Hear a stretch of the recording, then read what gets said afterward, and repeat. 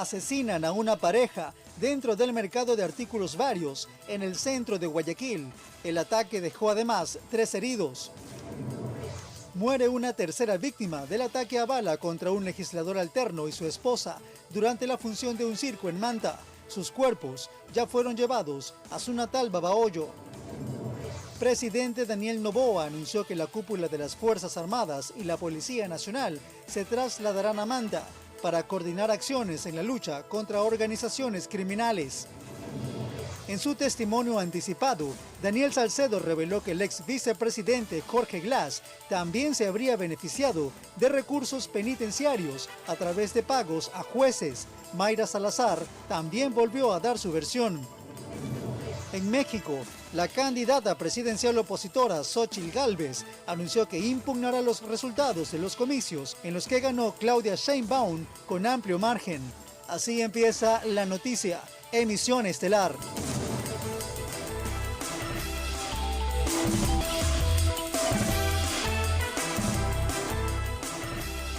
Lunes 13 de junio, amables televidentes de todo el país, buenas noches y bienvenidos a esta emisión informativa. Aquí empezamos.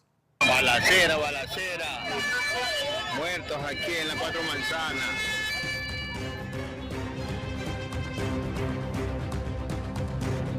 Una pareja fue asesinada dentro del mercado de artículos varios en el centro de Guayaquil. El ataque dejó además 3 heridos.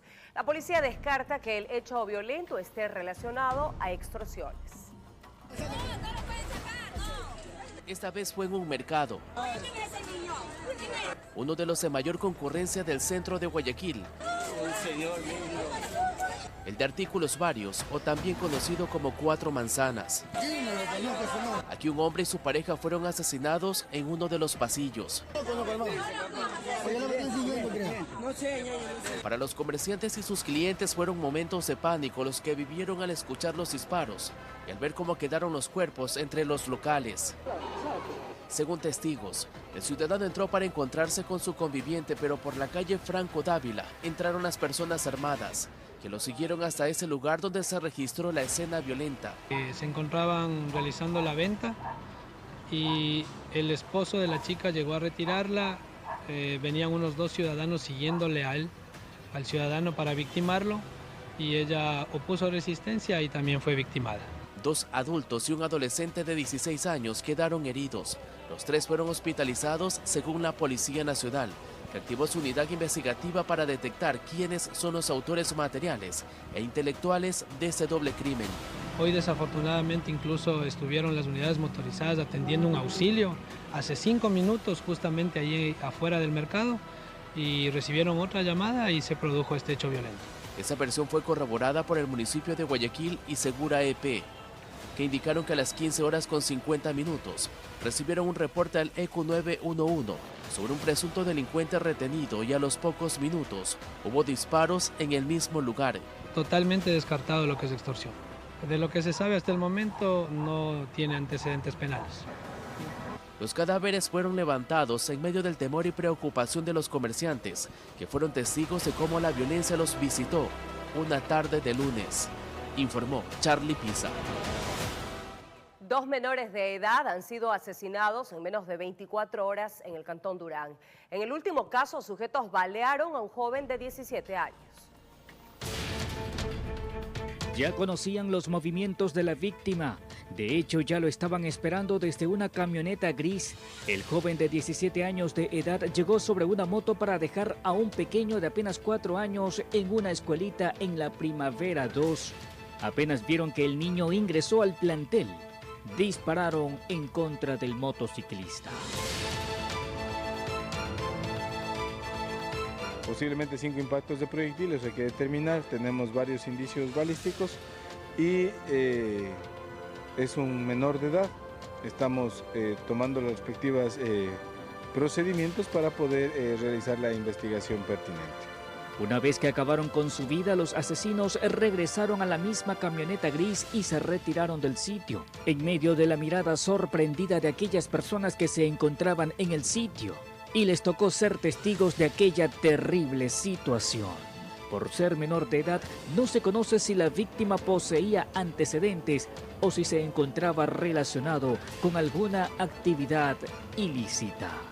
Sí, por supuesto, estamos pidiendo algunas cámaras, videos que pudieran haberse firmado, pues para que sean puestos a órdenes de la autoridad competente y judicializados y puedan servir.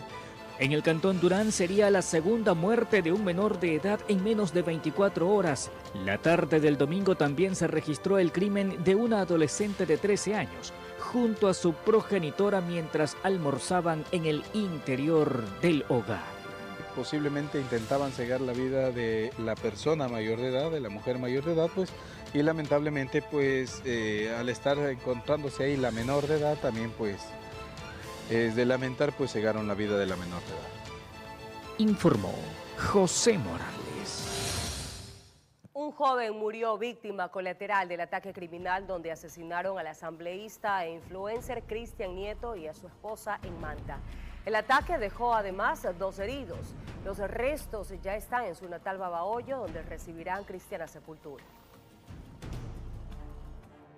El atentado donde fallecieron el asambleísta Cristian Nieto y su esposa Nicole Burgos cobra una tercera víctima. Steven Mendoza, de 24 años de edad, fue alcanzado por una bala que terminó con su vida la madrugada de este lunes. Solo que iba a ingresar, dice, ya con los boletos para ingresar dentro del evento, pero comenzó esa balacera y una bala perdida le pasó por la columna.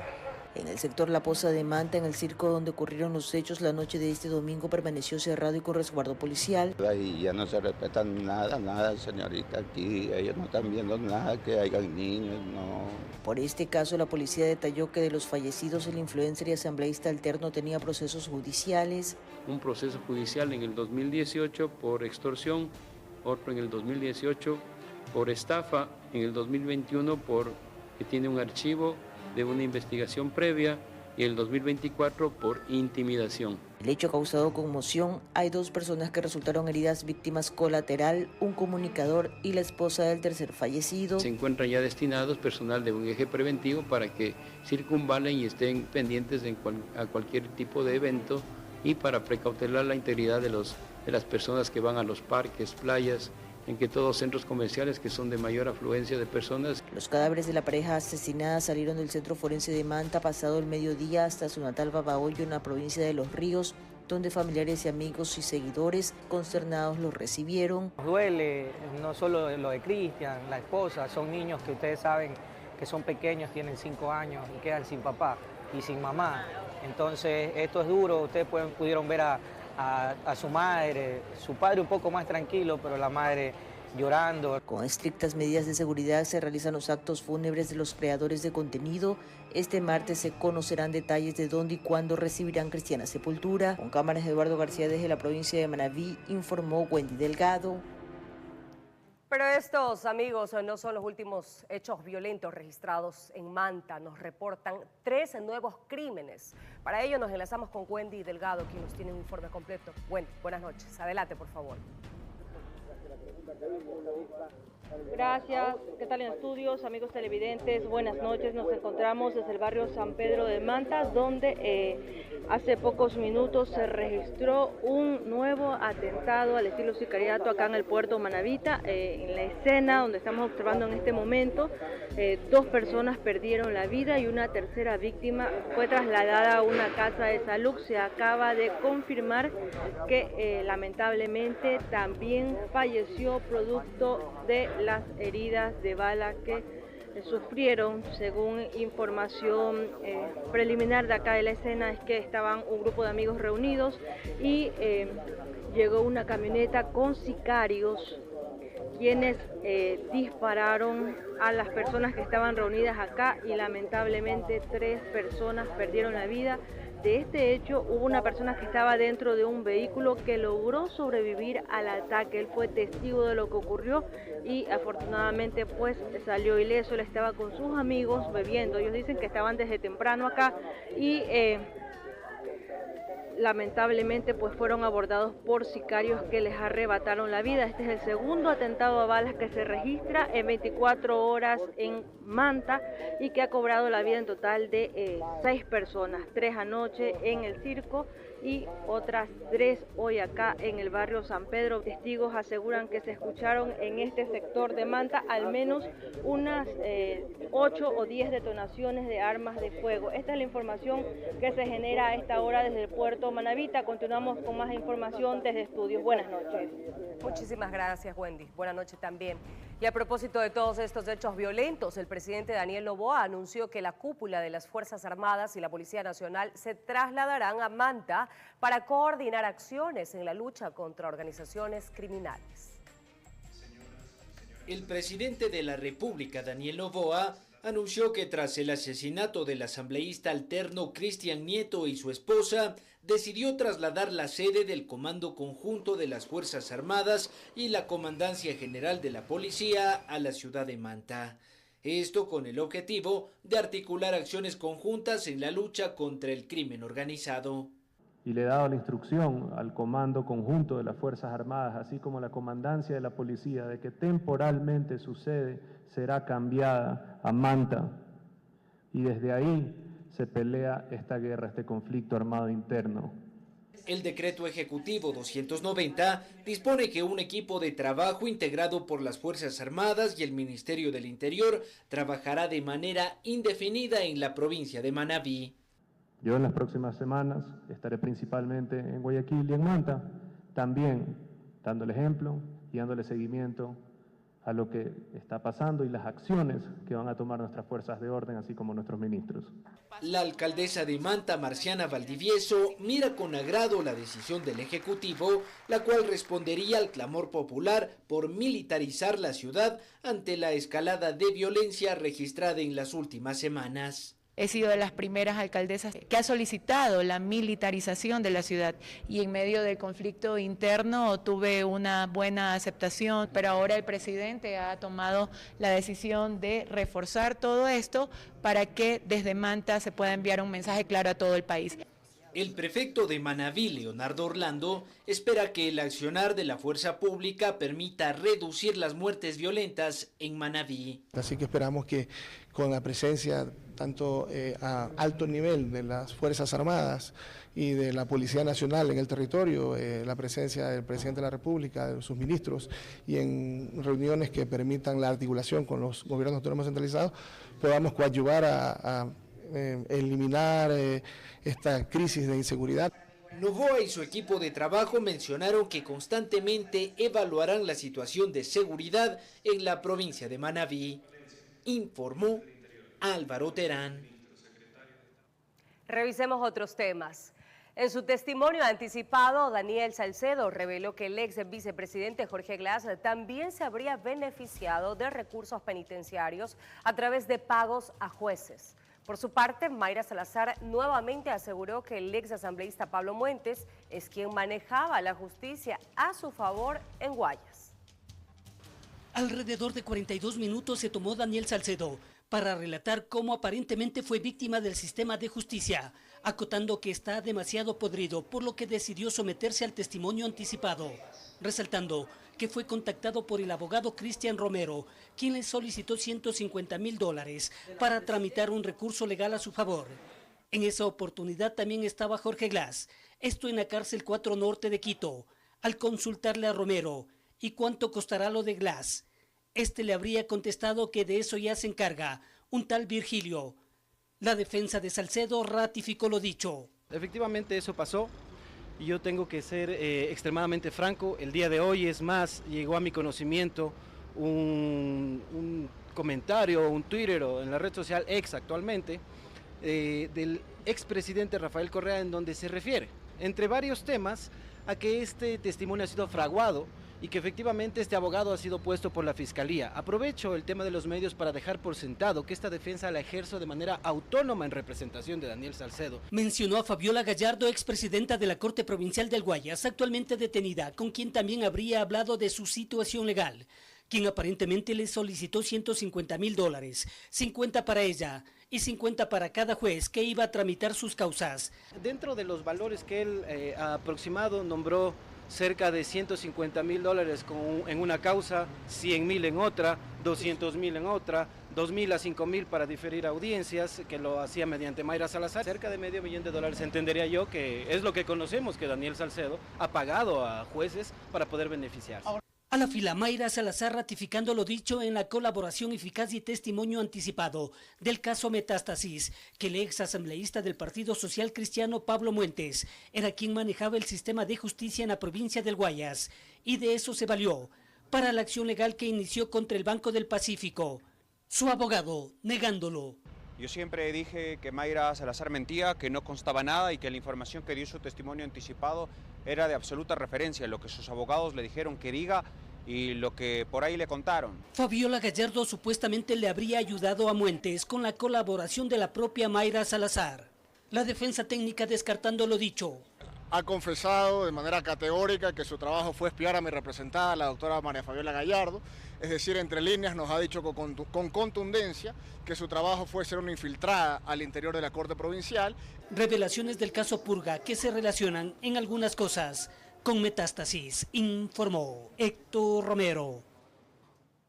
En México, Gálvez, ex candidata presidencial, anunció que impugnarán los resultados de los comicios en los que Claudia Sheinbaum ganó por amplio margen las elecciones y se convirtió en la primera mujer en llegar a la presidencia en la historia de ese país. Viene acompañado de una firme... En un breve mensaje publicado en su cuenta de X, antes Twitter, Xóchitl hizo su denuncia y expresó: "Esto no termina aquí. Sí presentaremos las impugnaciones que prueban esto que les digo y que todos sabemos, y lo haremos porque no podemos permitir que tengamos otra elección igual a esta". La ex candidata presidencial advirtió sobre presentar recursos legales ante las autoridades electorales para impugnar y demostrar los señalamientos que hace en su publicación. Ella afirma que se usó el aparato del Estado para favorecer a la candidata del oficialismo, Claudia Sheinbaum. Según el Instituto Nacional Electoral de México, Sheinbaum obtuvo cerca de 35 millones de votos, con lo que superó en casi 5 millones los obtenidos por López Obrador en 2018. Según cifras oficiales, Sheinbaum obtuvo un 60.7% de los sufragios, cerca de 30 puntos de ventaja sobre su mayor rival, la opositora Xóchitl Gálvez. Sheinbaum se convierte así en la primera mujer en llegar al poder en México, informó Wilber Quiñones. Ahora conozcamos el perfil de Claudia Sheinbaum, la primera mujer en ostentar el cargo de presidenta de México. La izquierdista de 61 años que sustituirá a José Manuel López Obrador es hija de inmigrantes judíos y tiene amplia experiencia política. Se presentó a las elecciones como la opción de la izquierda oficialista. Es científica, tiene 2 hijos, se desempeñó como jefa de gobierno de la Ciudad de México desde el 2018 al 2023. Pertenece al movimiento Regeneración Nacional Morena. Estudió física en la Universidad Nacional Autónoma de México. Se especializó en ingeniería ambiental. Tiene una maestría y un doctorado. Es experta en energía. Conoció a su predecesor cuando el entonces mandatario buscaba una secretaria de Medio Ambiente para encomendarle atender la crisis de contaminación ambiental. Construyó así su perfil político, ganando la aceptación de los mexicanos. Quienes la conocen de cerca la describen como perfeccionista, meticulosa, organizada, enérgica y una mujer muy trabajadora. Ahora gobernará México a partir del 1 de octubre de este año. Pasando a la historia, informó Maite Morán. En otro orden de noticias, el Mercado del Río organiza por segundo año consecutivo el Festival de la Sopa. Se trata de un evento que concentra lo mejor de la gastronomía sopera del Ecuador y que el público tiene la oportunidad de participar directamente con su voto. La buena sazón siempre estuvo presente en el Mercado del Río y en esta ocasión más que nunca, ya que se lleva a cabo este evento denominado el Festival de las Sopas, que arrancó el 30 de mayo y que culminará el próximo 9 de junio. Reúne a 40 propuestas diferentes, como los platos más representativos de la gastronomía ecuatoriana. Hay más de 300 sopas en el Ecuador. Nosotros en el Mercado del Río tenemos un poco más de 40 en este momento en display. Algunas de esas sopas están en el día a día, todos los días, otras no, otras han sido sacadas solo para el festival. Una mezcla de colores, aromas y exquisito sabor es lo que usted encontrará si se anima a formar parte de este festival que lo espera con los brazos abiertos para ofrecerle lo mejor de estos manjares de nuestra gastronomía. Este es un biche de camarones, plato manavita. Está saliendo cualquier cantidad, a la gente le encanta mucho, que viene con la bolita de plátano, viene con maduro, un buen camarón, maní, un buen refrito, verduras. Aquí le estamos presentando lo que es el encebollado vikingo. Es un encebollado tradicional y nosotros lo agregamos lo que es el camarón y las tenazas del cangrejo, por eso su nombre. Se llama ramen. Mi sopa está hecha de un fondo de miso con proteínas que pueden ser variadas, pueden ser como el cerdo, lomo, pollo o marisco. El festival permite a los comensales participar con su voto y al final, en la tarde de este domingo 9 de junio, se conocerá al ganador. Realmente ha habido una concurrencia masiva, estamos muy contentos. Informó José Morales.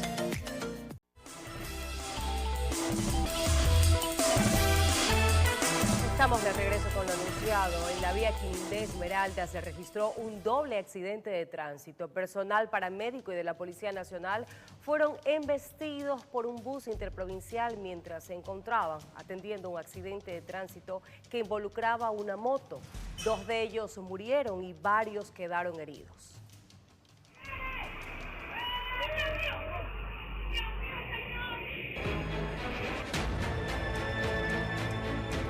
Las carreteras del país nuevamente son testigos de la impericia e irresponsabilidad de conductores que son llamados profesionales al volante. En la vía que une Quinindé Esmeraldas ocurrió un doble accidente de tránsito que, de acuerdo a las autoridades, dejó 2 víctimas mortales que probablemente no hubieran tenido el trágico final. El EQ 911 recibió la alerta de un accidente de tránsito, donde se puede ver como una moto a exceso de velocidad impacta por la parte posterior de un camión, dejando a los ocupantes gravemente heridos. Una ambulancia con varios paramédicos se movilizó para atender la emergencia, mientras que miembros de la Policía Nacional colaboraban con la circulación de los demás vehículos. Durante los primeros auxilios, testigos advierten cómo un bus interprovincial embistió al personal de socorro que estaba brindando las labores de salud. Videos de una cámara de seguridad muestran cómo el bus arrolla a cerca de 9 personas que, de acuerdo a las autoridades, 2 resultaron fallecidas por el impacto. Hasta el cierre de esta nota se intentó contactar con representantes de la cooperativa Gilberto Zambrano, pero no existió respuesta. La cooperativa de transporte de pasajeros no sería la primera vez que está involucrada en un accidente de tránsito con saldos mortales. En diciembre del 2021, una persona murió arrollada en el centro de Quinindé, mientras que en febrero del 2023, la misma cooperativa sufrió un fuerte accidente de tránsito a la altura del ingreso a la vía Puerto Quito, dando como resultado 6 fallecidos.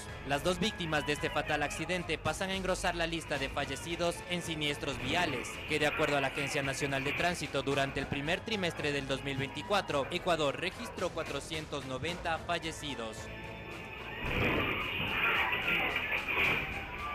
Informó Ítalo Salazar.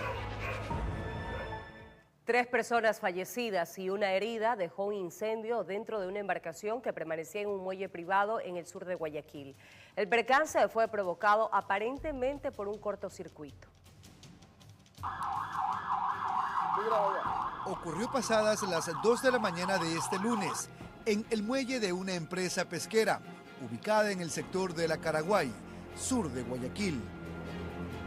Mientras los tripulantes de esta pequeña embarcación descansaban, se originó un incendio en el cuarto de máquinas. Cuando los bomberos llegan al lugar, ¿con qué escenario se encontraron? La embarcación estaba prendida en una de sus cubiertas. Evidentemente el personal ya tomó las acciones necesarias para poder controlar el incendio.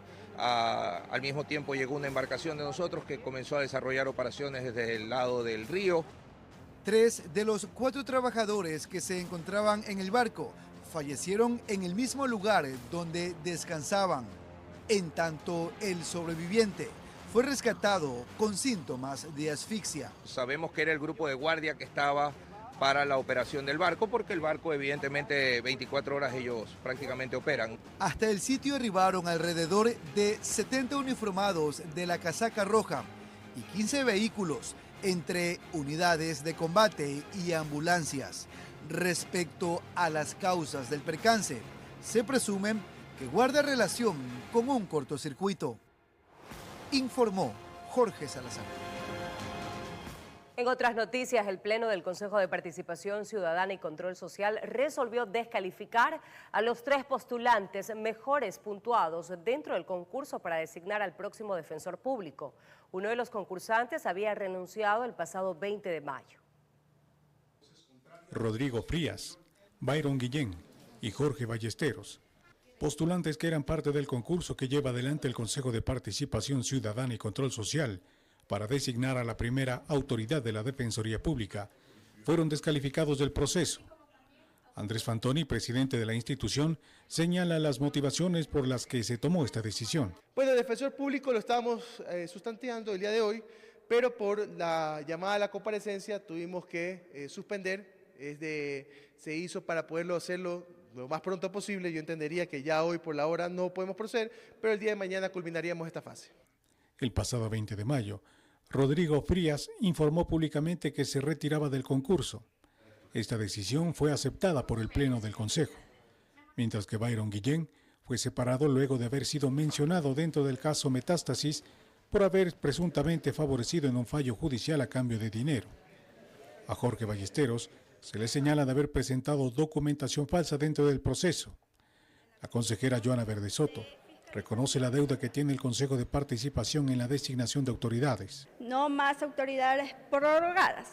El país requiere de concursos públicos, de transparentes, y de esta manera entregarle las autoridades al país. En este caso la de defensor público, que ya espero Dios mediante dentro de unos días ya podamos entregarle esta autoridad a la ciudadanía ecuatoriana. Desde la Asamblea Nacional también se cuestiona el accionar del Consejo de Participación Ciudadana sobre el concurso para designar autoridades. Lamentablemente, usted ve que lo que menos hay es la intención de culminar estos concursos. Y repito, hay un error al definir al Consejo de Participación Ciudadana como verdaderamente ciudadano. Hay intereses políticos metidos de cabeza, que lo único que buscan es postergar estas elecciones. Con la separación de quienes lideraban este concurso, Inés Maritza Romero se convirtió en la postulante con mejor puntuación. A ella le sigue Guillermo Ortega, sobre quien un informe jurídico del Consejo de Participación recomienda que sea descalificado, ya que actualmente desempeña funciones como juez del Tribunal Contencioso Electoral. Informó Miguel Ángel Bedoya. La Comisión de los Derechos de los Trabajadores de la Asamblea Nacional se encuentra discutiendo el veto del Ejecutivo al proyecto reformatorio a la Ley de Seguridad Social. La polémica de estas modificaciones está en el cambio del número de integrantes del Consejo Directivo del IES, el cual podría incrementar 2 vocales. En pocos días la Asamblea Nacional deberá resolver si se allana o mantiene su posición con respecto al veto del Ejecutivo sobre el proyecto reformatorio a la Ley de Seguridad Social. El presidente de la República señaló que la inclusión de 2 nuevos vocales en el Consejo Directivo del IES sería ilegal. Sin embargo, la Corte Constitucional no objetó esta normativa siempre y cuando sea paritaria. Con ello, los representantes de esta institución quedarían conformados de la siguiente manera: un vocal del Ejecutivo, 1 de los empleadores, 1 de los jubilados y 2 de los afiliados. Estos últimos serían designados a través de un proceso electoral. Esta posibilidad fue severamente cuestionada por el presidente del directorio del IES y la representante de los empleadores. Nuestra exhortación a la Asamblea sería mantener el Consejo Directivo tal cual ha funcionado hasta el día de hoy. Si empezamos a hacer elecciones hoy, pues cada 2 años, cada 3 tendremos que volver a hacer elecciones, y esto causaría un costo importante para la seguridad social. Aquí se le quiere meter al IES cualquier gasto adicional que se le quiera incluir al IES, simplemente afecta la sostenibilidad del IES. La comparecencia de este lunes contó con la presencia de un delegado del Consejo Nacional Electoral, quien detalló los posibles costos de una elección en el IES. Se planteó un presupuesto referencial de 12 millones de dólares. En ese sentido, pues estos valores consideran los los montos básicos indispensables que se necesitan para una elección. El proponente de esta ley, Henry Llanes, indicó que el monto para la elección de los representantes no afectaría las finanzas del IES. Cada 4 años sería de $2.92. Y si eso divido para cada año, ¿cuánto debería ser el descuento o el aporte que debería cada afiliado, cada empleador y cada jubilado? Sería de 73 centavos. Para allanarse o mantenerse con respecto al veto presidencial, la Asamblea ya no necesitará 92 votos, sino únicamente 70. Esto tras la última enmienda constitucional aprobada por el Legislativo. Informó Álvaro Terán.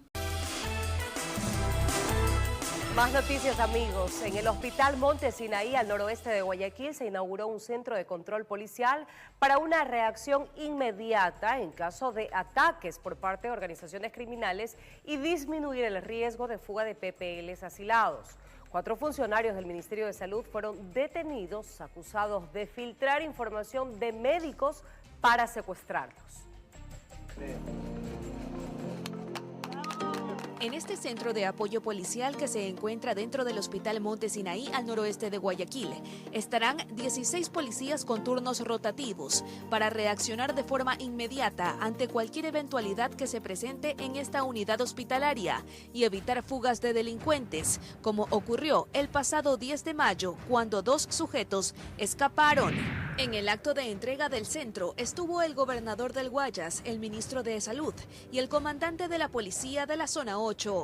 Bueno, hemos tenido alrededor hasta de 22 personas detenidas en custodia policial.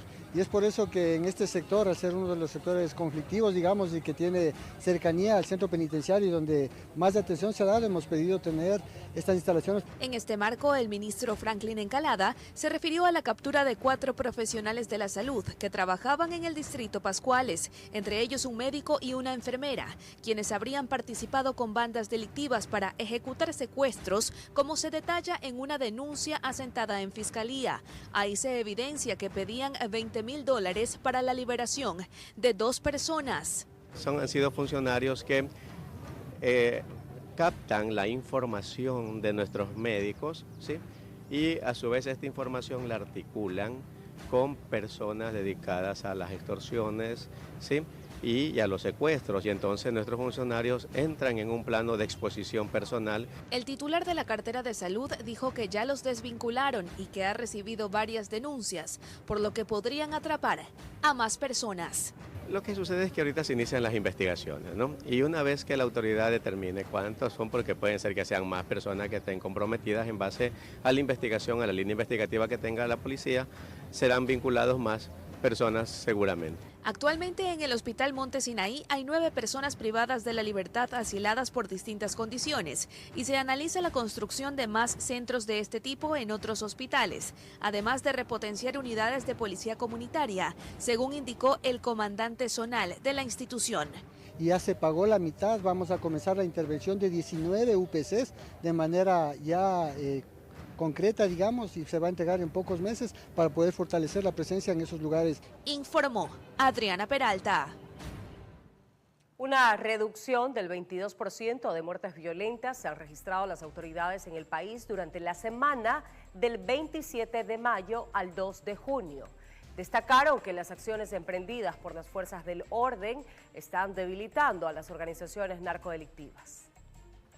Las cifras presentadas corresponden a la semana 22 de este 2024, es decir, desde el lunes 27 de mayo al domingo 2 de junio, en donde, según el comandante general de la Policía Nacional, general César Zapata, existe un decremento del 22% en las muertes violentas en todo el país, en comparación al mismo periodo del 2023. Significa que en el año anterior, en esta misma semana, tuvimos 163 muertes violentas y ahora tuvimos nosotros 127 muertes violentas. Cifras que en este primer semestre del año también son alentadoras. Desde el 1 de enero hasta la presente fecha, tenemos una disminución de menos 485 muertes violentas, que significa una disminución del 16%. A esto se suman los golpes a las economías de los grupos narcoterroristas, con la incautación de más de 4.514 kilogramos de droga que estarían debilitando sus estructuras. Porque se capturó un semisumergible con 3 toneladas, explosivos 6.500 casi, $2.500 en efectivo,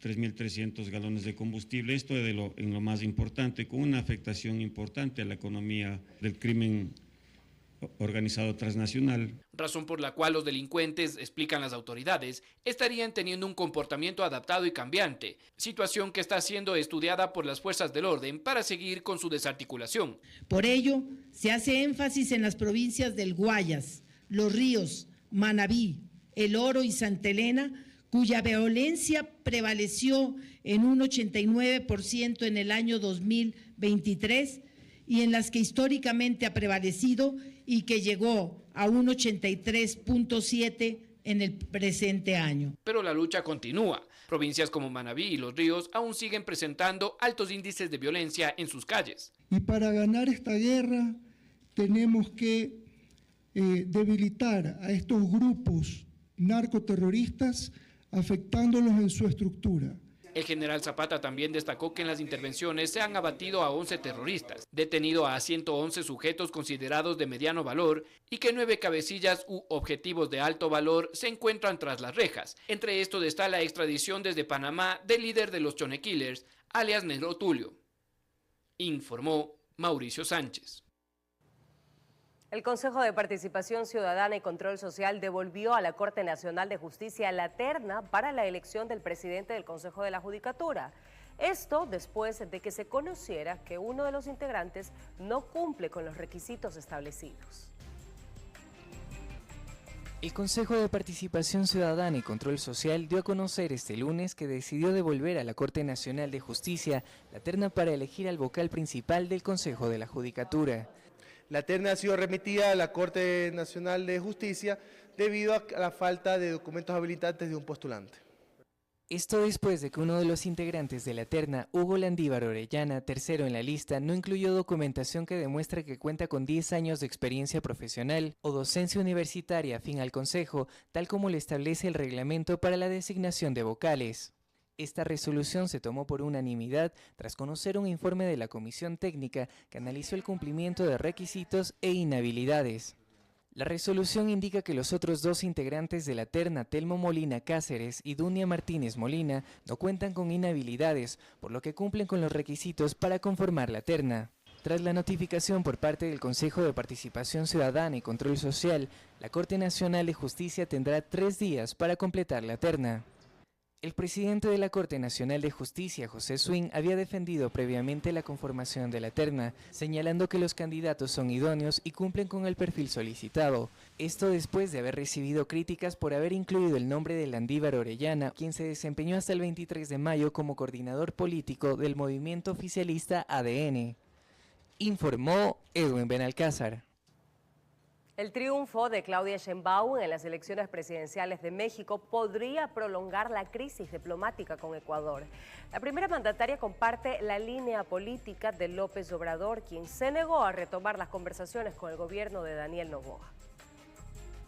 La crisis diplomática entre Ecuador y México podría extenderse con el triunfo de Claudia Sheinbaum en las presidenciales del país azteca.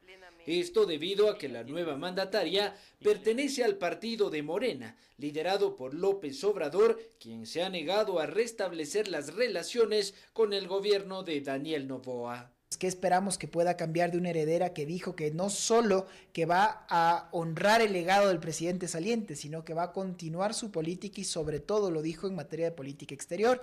Si persiste la política exterior de López Obrador en el nuevo gobierno, lo más probable es que México insiste en 2 requisitos innegociables para el restablecimiento de las relaciones diplomáticas. México dijo que para poder sentarse siquiera a conversar con el Ecuador se tenían que dar 2 precondiciones. La primera era la entrega del ex vicepresidente Glass y la segunda es unas disculpas públicas. 2 temas que para el Ecuador, insisto, son líneas rojas.